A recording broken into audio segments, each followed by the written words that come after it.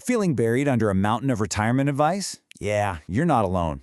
Today, we're going to cut through all that noise. We're taking 25 really powerful tips and distilling them down into one clear master plan to guide you on your journey. So, let's dive right in.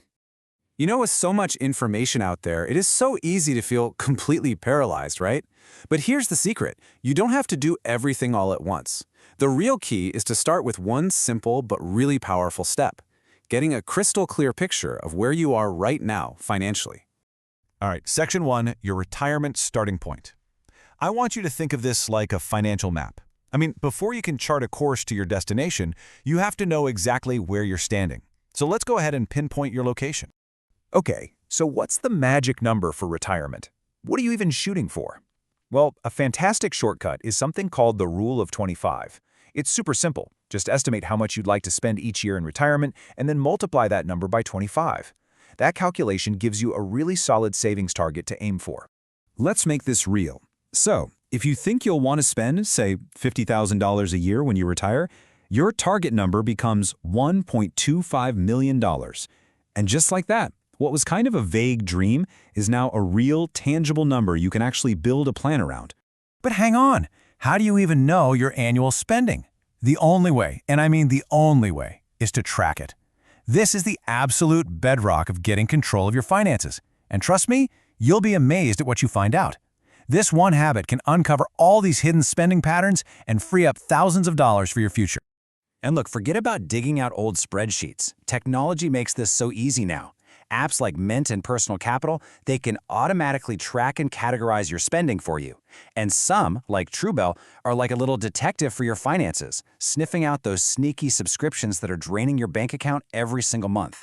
And finally, for this section, let's talk about your net worth. This is your personal financial scorecard. It's just what you own minus what you owe. Honestly, watching this number grow every single month is so motivating. It's the clearest sign you can get that you're on the right track. Okay, now that we know our starting point, it's time for Section 2, building your nest egg. This is the exciting part, right? This is where we stop just planning and start actively growing your wealth. You want to know the single most powerful strategy for building wealth? I'll tell you right now, it is not trying to time the market. It's automation. By setting up automatic recurring investments, you just take all the emotion out of the game and you put your wealth building on autopilot. And this quote from the source material just captures the magic of it perfectly. When you automate, you let the power of compounding do all the heavy lifting for you. And the result? Steady growth, without any of the stress of trying to guess what the market's going to do next. Now, let's talk about a secret weapon in your retirement arsenal, the Health Savings Account, or HSA. Seriously, if you're eligible for one, it is like retirement gold. It's got this triple tax benefit that no other account has. Your contributions are tax deductible, your money grows tax-free, and your withdrawals are tax-free for medical costs. It is an incredibly powerful tool. The next big choice boils down to a pretty simple question. When do you want to pay your taxes? Now or later?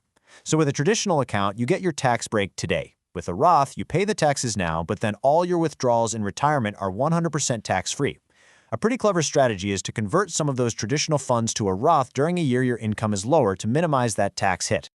Okay, this next decision can literally reshape your retirement income. It's when to claim Social Security. And the data here is crystal clear. Patience pays off big time. For every single year you can afford to wait after your full retirement age, your benefit gets a permanent 8% boost. Over a lifetime, that can add up to a massive, massive difference. You know, nothing chains down your financial rocket ship quite like high-interest debt. I mean, think about it. Paying off a credit card with 20% interest is like getting a guaranteed 20% return on your money. No risk. By knocking that debt out, you free up a huge amount of cash flow to really supercharge your investments. So, you're building your wealth. That's awesome. But now, we've got to protect it. So welcome to Section 3, protecting your future. See, it's not just about growth. It's about building a financial fortress that can stand up to any storm that comes your way. This is one of the biggest fears for new retirees, and for a really good reason. I mean, imagine a major market downturn right in the first few years after you stop working. It could seriously jeopardize your whole plan. So how do you protect yourself from that? Well, the answer is an emergency fund. And this slide shows the difference. And it is stark.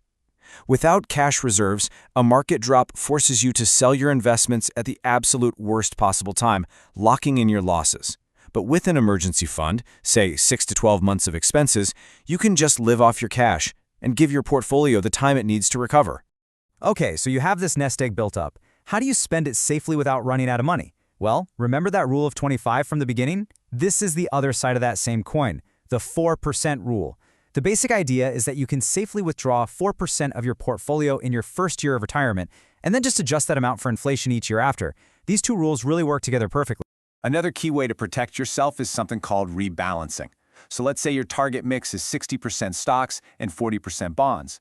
Well, if stocks have a great year, they might grow to become, say, 70% of your portfolio. Rebalancing just means you sell off some of those stocks and buy some bonds to get back to your original 60-40 target. It's a simple way to lock in some gains and manage your risk.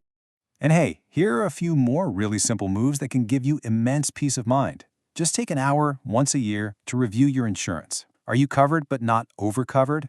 And prioritize your health, because preventative care is the best investment you'll ever make. And finally, just double-check the beneficiaries on your accounts. It's a 5-minute job that can save your family a world of headaches. All this planning, all this saving and protecting, it all leads us right here to our final section, living your best retirement. Because at the end of the day, money is just a tool, right? The real goal is to fund a retirement that's filled with purpose and joy. I just love this quote from the source material because it really gets to the heart of why we're doing all this. Saving and investing are just the means to an end. The actual goal is freedom, and that freedom is meant to be enjoyed. Your plan has to include joy. So what does that actually look like? Well, it means you're literally budget for joy, whether that's travel or hobbies or spoiling your grandkids.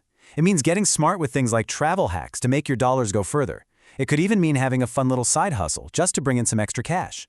And it definitely means doing a quick financial check-in each year to make sure your spending still reflects what's truly important to you. So we've covered the entire journey, from figuring out your starting point all the way to living the life you've planned for. The only thing left to do now is to take that first step. So I'm going to leave you with this one question. Of all these gems we've talked about, which single one will you act on this week?